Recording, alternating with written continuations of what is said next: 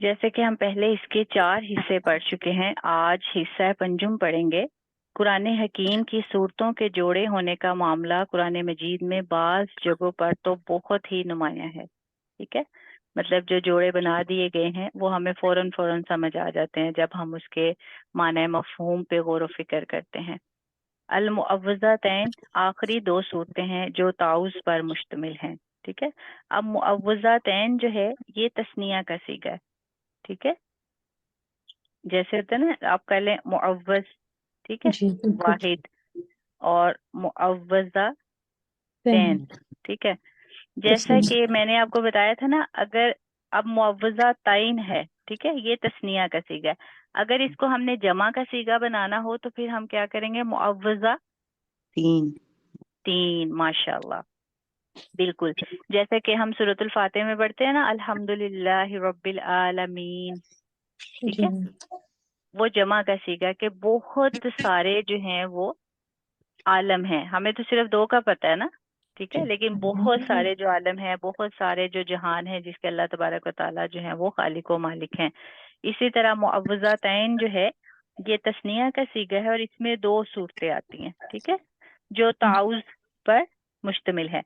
تعوذ جیسے کہ ہم جب آخر میں پڑھتے ہیں تو آتا ہے نا، قل اعوذ برب الفلق، اور دوسرے میں آتا ہے قل اعوذ برب الناس۔ اب یہاں بھی اعوذ کہ کہہ دیجئے میں پناہ مانگتا ہوں، اور دوسری میں بھی کہہ دیجئے میں پناہ مانگتا ہوں، ٹھیک ہے۔ اعوذ جو ہے یہ واحد متکلم کا صیغہ ہے، ٹھیک ہے، جو صرف ایک کے لیے بولا جاتا ہے، واحد متکلم۔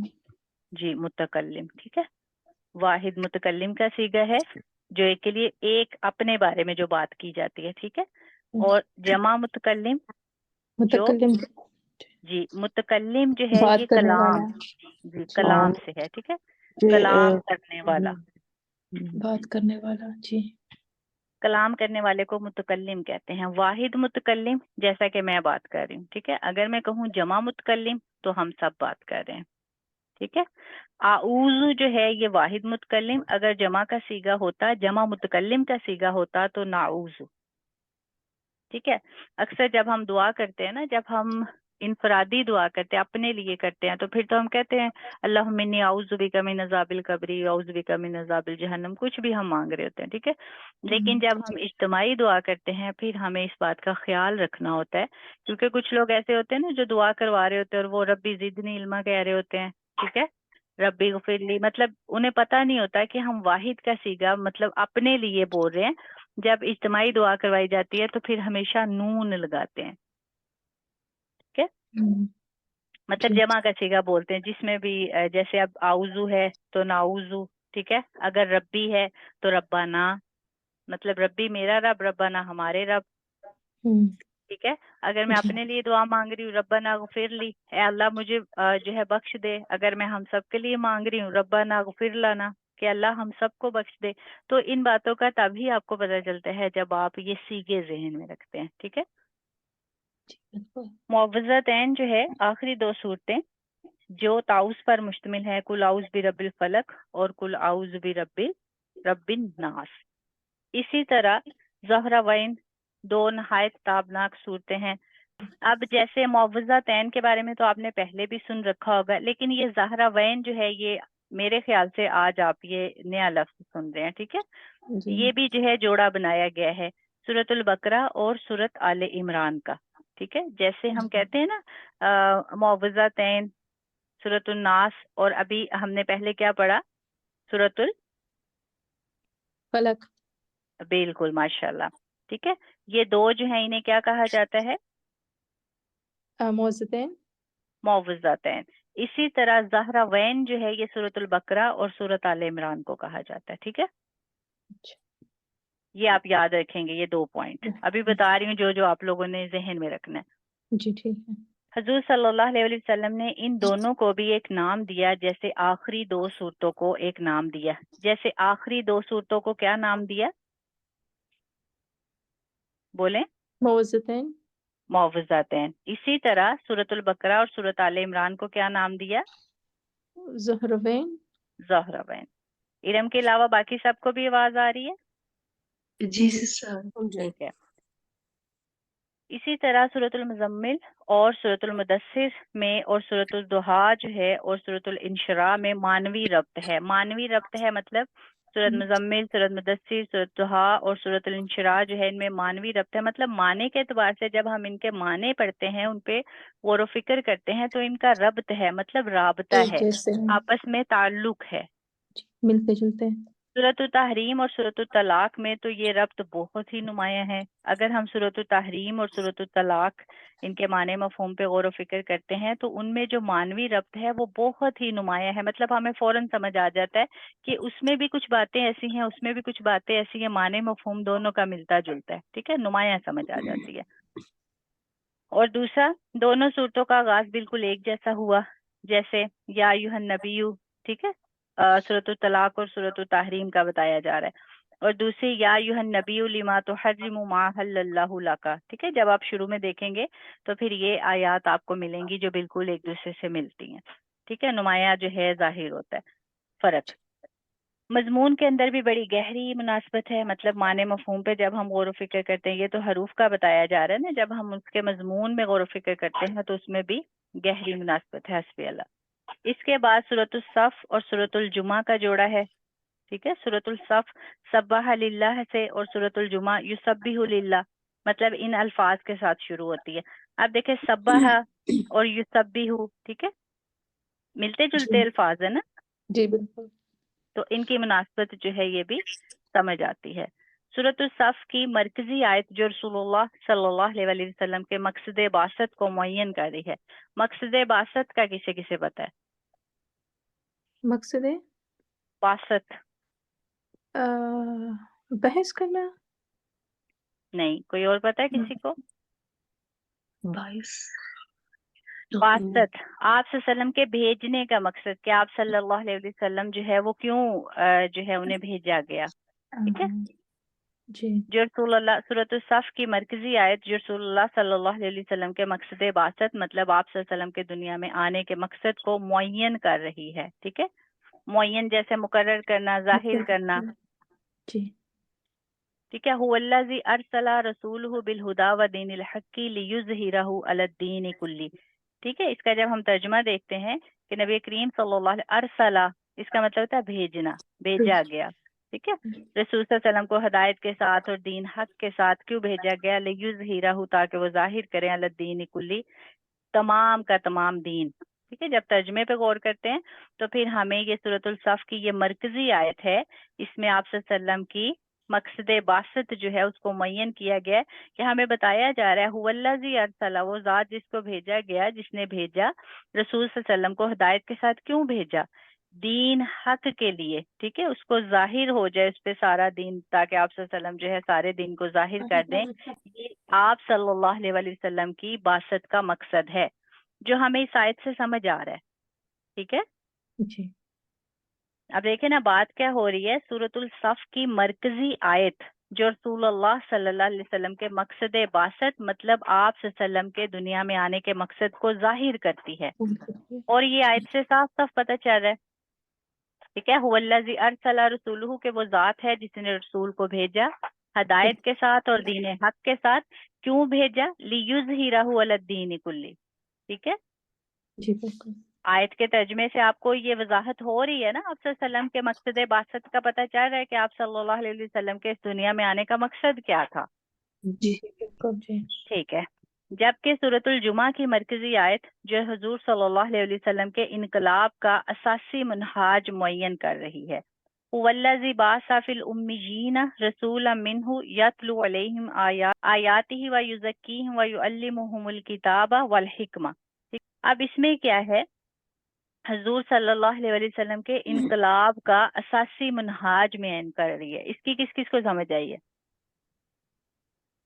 مجھے آئی ہے. جی بتائیں.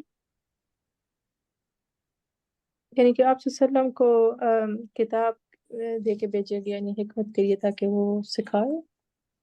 بالکل، یہ جو جی فکرہ ہے کہ حضور صلی اللہ علیہ وسلم کے انقلاب کا اساسی، اساس کہتے ہیں بنیاد کو. جی سامان. ٹھیک ہے، بنیاد کو کہتے ہیں. انقلاب، انقلاب کا تو سب کو پتا ہوگا نا. تبدیلی. انقلاب، بالکل، جیسے کہتے ہیں نا انقلاب برپا ہو گیا. ٹھیک ہے.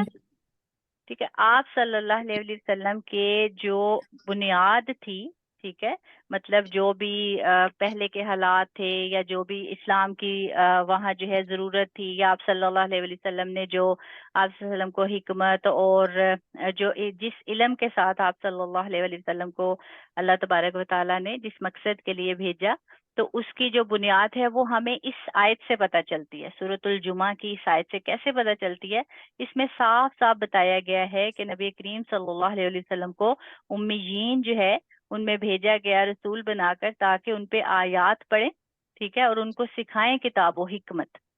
جی. تو اس سے ہمیں یہ پتہ چلتا ہے, مطلب یہ دونوں آیات جو ہیں جوڑوں کے بارے میں بتایا جا رہا ہے نا. جب ہم ان کے معنی مفہوم پہ غور و فکر کرتے ہیں تو پھر آپ دیکھیں پہلی آیت میں کیا بتایا جا رہا ہے کہ آپ صلی اللہ علیہ وسلم کو بھیجا گیا تاکہ دین جو ہے سارے کا سارا جو ہے آپ صلی اللہ علیہ وسلم اس کو ظاہر کریں. بالکل. اور دوسری جو ہے وہ بھی اس سے ملتی جلتی ہے, آپ صلی اللہ علیہ وسلم کو جو ہے امیین میں بھیجا گیا رسول بنا کر. بالکل, مطلب ان کے معنی مفہوم ملتے جلتے ہیں نا. جی بالکل. ٹھیک ہے. بہرحال صورتوں کا جوڑا ہونا, صورتوں کا گروپ کی شکل میں ہونا, ان گروپس کا اپنا ایک عمود اور ایک مرکزی مضمون ہونا, پھر اس کے وہ دو رخ بن جانا جو اس کی مکیات اور مدنیات میں آتے ہیں. قرآن مجید کے علم و حکمت کے خزانے کے وہ دروازے ہیں جو اب کھلے ہیں. اسی طرح کے دروازے ہر دور میں کھلتے رہے ہیں اور آئندہ بھی کھلتے رہیں گے. اب یہ جو بات کی گئی ہے کہ جو اب کھلے ہیں, ٹھیک ہے, اب دیکھیں پہلے کے جو تھے نا مفسرین تھے, جب ہم ان کی تفاسیر پڑھتے ہیں نا تو ان میں کچھ باتیں ہمیں وہ نہیں ملتی جو آج کی تفاسیر میں ملتی ہیں. ٹھیک ہے. تو اس کا مطلب کیا ہے کہ جو علم و حکمت کے دروازے ہیں نا, حکمت مطلب دانائی کے, ٹھیک ہے, جو بات سمجھ آتے ہیں علم کے, یہ ہر دور میں علیحدہ علیحدہ طریقے سے ہمارے سامنے آتے رہیں گے. جیسے کہ ہم نے پہلے پڑھا, ہر شخص کوئی نہ کوئی جب بھی جتنی دفعہ آپ قرآن پڑھیں گے اس سے کچھ نہ کچھ سیکھیں گے ضرور. ٹھیک ہے. اور ہر شخص جو ہے وہ اپنی دانائی اور حکمت کے مطابق ہی قرآن کریم سے کچھ نہ کچھ جو ہے وہ حاصل کرتا ہے. ٹھیک ہے. جس کی جتنی عقل ہوتی ہے, جس کی جتنی سمجھ ہوتی ہے, فہم ہوتا ہے, جس کے پاس جتنا علم ہوتا ہے. اب ایک عام بندہ جو قرآن کریم پڑھ رہا ہے وہ نارملی اس کا ترجمہ پڑھ جائے گا, ٹھیک ہے, لیکن جو غور و فکر کرنے والا اگر کوئی اس پہ تدبر اور فکر کرے, اس کے ساتھ پڑھے, تو وہ بہت کچھ ایک ہی بات سے بہت کچھ سیکھ جاتا ہے. ٹھیک ہے. تو اس لیے پھر یہ بات جو ہے واضح کی گئی ہے کہ یہ نہیں کہ بس جو پہلے والے جو مفسر تھے اور جنہوں نے تفاسیر لکھی بس انہوں نے سارا کچھ جو ہے قرآن کریم میں جو بھی تھا وہ بتا دیا. قیامت تک اس سے کچھ نہ کچھ سیکھنے کو ملتا ہی رہے گا. ٹھیک ہے. اب دیکھیں جیسے ابھی جی سائنس کے بھی دیکھ رہے ہیں نا باجی آج کل کتنا کر جی رہے ہیں جی کہ جو ہمارے پاس جی 1400 بالکل سے پہلے بتا جی دینا جی وہ بھی کر رہے ہیں سارا بالکل, کچھ. کیونکہ پہلے یہ دیکھیں ٹیکنالوجی نہیں تھی نہیں تھی صحابہ کرام بالکل. رضوان اللہ علیہم کے پاس. ابھی جو سارا کچھ اس کے بعد آیا یہ قرآن حدیث سے ہی نکال کے سیکھا گیا. بالکل. ٹھیک ہے. اسی طرح قیامت تک اس سے جو ہے کچھ نہ کچھ حاصل کرنے کو ملتا رہے گا. چاچے قرآن مجید پر تذکر, ٹھیک ہے, تذکر اور تدبر تسلسل کے ساتھ جاری رہنا چاہیے. تذکر مطلب ذکر کرنا, ٹھیک ہے, ذکر سے ہے تذکر. اور تدبر کا کیا مطلب ہم نے پڑھا تھا؟ بردبار. جی مجھے تو خیر میں نہیں بتا دوں بردبار. جی تدبر کا کیا پڑھا تھا نائلہ, آپ بتائیں.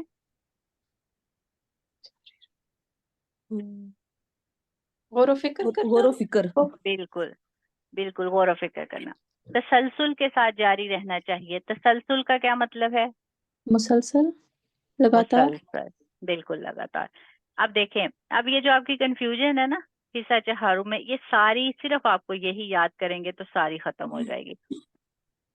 پیچھے 7 منزلوں اور 7 احزاب کا ذکر ہوا ہے. منزلوں کا تو آپ کو پتہ ہے, احزاب کسے کہتے ہیں؟ گروپ. گروپ, بالکل. ٹھیک ہے, گروہوں کہہ لیں, گروپس کہہ لیں. اب مکی اور مدنی صورتوں کے 7 گروپس کا بیان ہوا. یہ دونوں قسم کے گروپ 2 جگہ پر آ کر مل جاتے ہیں. پہلی منزل تو سورۃ النساء پر ختم ہو جاتی ہے اور پہلا گروپ سورۃ المائدہ پر ختم ہوتا ہے. سورۃ التوبہ پر دوسری منزل بھی ختم ہوتی ہے اور دوسرا گروپ بھی ختم ہوتا ہے. سورہ یونس سے تیسری منزل شروع ہوتی ہے اور تیسرا گروپ بھی شروع ہوتا ہے. اسی طرح ایک مقام اور ہے، سورۃ کاف سے آخری منزل بھی شروع ہو رہی ہے اور اسی سے چھٹا گروپ بھی شروع ہو رہا ہے۔ سورۃ کاف چھٹے گروپ کی پہلی مکی سورہ ہے، جی ٹھیک ہے۔ یہ چھٹا گروپ سورہ تحریم پر ختم ہو جاتا ہے اور آخری گروپ سورۃ الملک سے شروع ہوتا ہے، لیکن جو منزل سورہ کاف سے شروع ہوتی ہے وہ سورۃ الناس تک ایک ہی ہے۔ یہ وہ چیزیں ہیں جو معلومات کے درجے میں سامنے رہیں اور ذہن میں موجود رہیں، تو انسان جب غور کرتا ہے تو ان کے حوالے سے بعض اوقات حکمت کے بڑے قیمتی موتی ہاتھ لگتے ہیں انشاءاللہ العزیز، ٹھیک ہے۔ اب یہ جو آپ کی کنفیوژن تھی وہ ختم ہو گئی۔ بہت مشکل ہے، مکی مدنی کیسے یاد کریں گے، کیسے یاد کریں گے، ایسے یاد کریں گے، ٹھیک ہے جی جزاک اللہ۔ جی انشاءاللہ، آمین۔ ابھی اس پیج پہ دیکھ لیں کوئی ایسا حرف ہے جس کی سمجھ نہ آئی ہو۔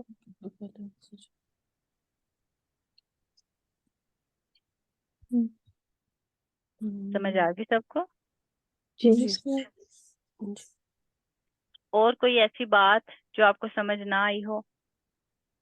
اب آپ لوگوں نے کرنا کیا ہے، یہ حصہ پنجم اگر آپ یاد کریں گے تو سارا جو خلاصہ ہے وہ اسی میں ہے، جی ٹھیک ہے۔ مطلب آپ اگر اس کو یاد کر لیں گے، جیسے کہ آج ہم نے پڑھا بھی کہ یہ وہ چیزیں ہیں جو معلومات کے درجے میں سامنے رہیں اور ذہن میں موجود رہیں، تو انسان جب غور کرتا ہے تو ان کے حوالے سے بعض اوقات حکمت کے بڑے قیمتی موتی ہاتھ لگتے ہیں، اور یہ حقیقت ہے، ٹھیک ہے۔ جب آپ لوگوں کو پتہ ہوگا تو پھر آپ لوگ بہت کچھ سیکھ سکتے ہیں۔ جب آپ کو پتہ ہی نہیں ہے تو پھر آپ بس پڑھتے جائیں گے اور آگے نکلتے جائیں گے، جی اور کوشش کیجئے گا اچھے سے اس کو یاد کر لیں، اور انشاءاللہ پھر ہم نیکسٹ کلاس میں جو ہمارا لیسن 12 ہے وہ شروع کریں گے انشاءاللہ، ٹھیک ہے۔ انشاء اور ٹھیک ہے، ابھی مجھے اجازت دیں، دعا میں جزاک یاد اللہ۔ رکھیے گا۔ جزاکم اللہ اللہ خیر۔ السلام علیکم ورحمۃ اللہ وعلیکم وبرکاتہ۔ وعلیکم السلام ورحمۃ اللہ وبرکاتہ۔